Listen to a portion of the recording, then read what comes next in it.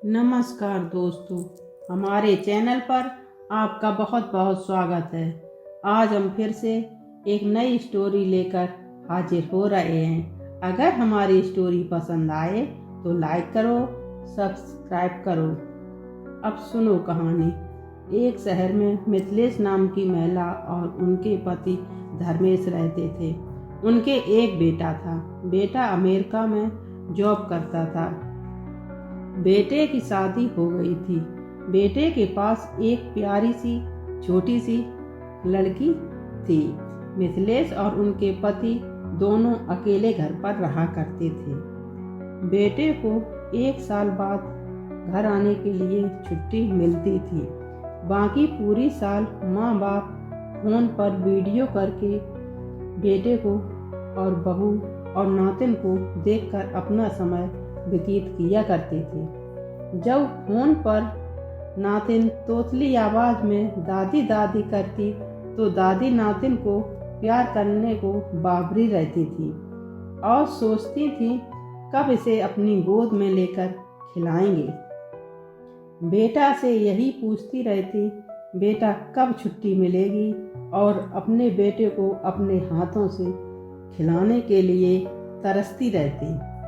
कुछ दिन बाद दीपावली का त्योहार आने वाला हो गया था तो मिथिलेश के बेटे का फोन आया, माँ मैं आ रहा हूँ, मुझे छुट्टी मिल गई है, बताओ मैं तुम्हारे लिए क्या लाऊं, और पापा से भी पूछ लो मैं उनके लिए भी क्या लाऊं। ये सुनकर माँ की आंख भर आई और माँ बाप ने कहा, बेटा तू सिर्फ आ जा, मेरे लिए सब कुछ तू ही है, फिर मुझे कुछ नहीं चाहिए।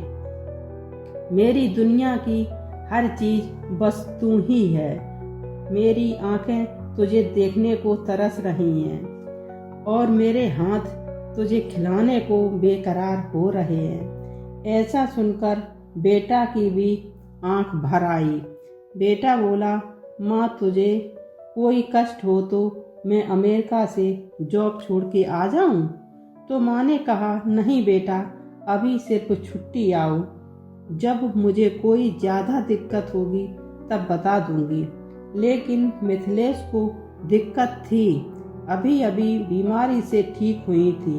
घर का काम हाँफते हाँफते कर रही थी, लेकिन बेटे के भविष्य की चिंता थी कि बिना पैसे के कुछ नहीं होता है। जब बेटे ने छुट्टी के बारे में बताया नहीं था तब मिथिलेश पति से कह रही थी, मुझसे काम दीपावली का होता नहीं है, न ही दीपावली की मुझे कोई खुशी है। बिन बच्चों के क्या दीपावली, ये कहकर रोने लगी थी।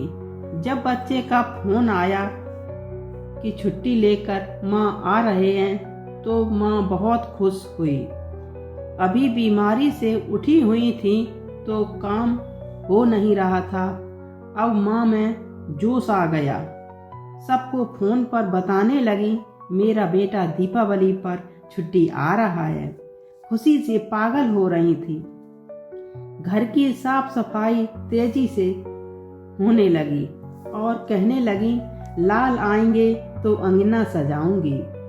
घर को अच्छे से खूब सजाया। शरीर से काम हो नहीं रहा था, फिर भी दिन दिन भर काम में लगी रहती थी।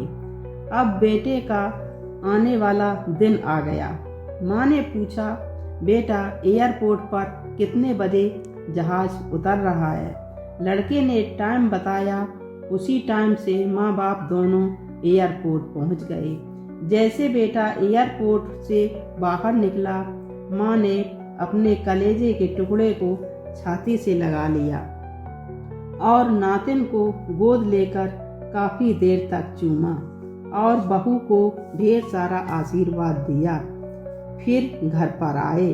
घर पर माँ ने ढेर सारे व्यंजन बनाए और बेटे को अपने पास बैठाकर खिलाए और घर में नातिन का इधर उधर फुदकना और दादी दादी बार बार कहना उसे बहुत अच्छा लग रहा था।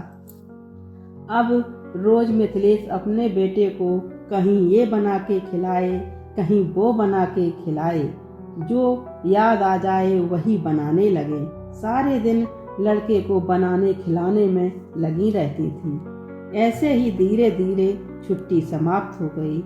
जिस दिन बेटा जाने लगा उसी दिन माँ बाप को रो रो कर बुरा हाल हो रहा था।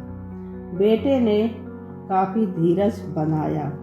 फिर वे बेटे को एयरपोर्ट तक छोड़ने गईं। बेटा अगली दीपावली पर आने को माँ से बोल के गया। इससे माँ को तसल्ली हुई। अब वे फिर से दीपावली के दिन गिनने में लग गईं और इसी इंतजार में वे अपना समय काटने लगी। यहीं पर कहानी का अंत होता है। माँ की ममता आप लोगों को कैसी लगी कमेंट में जरूर बताएं। जय माता दी।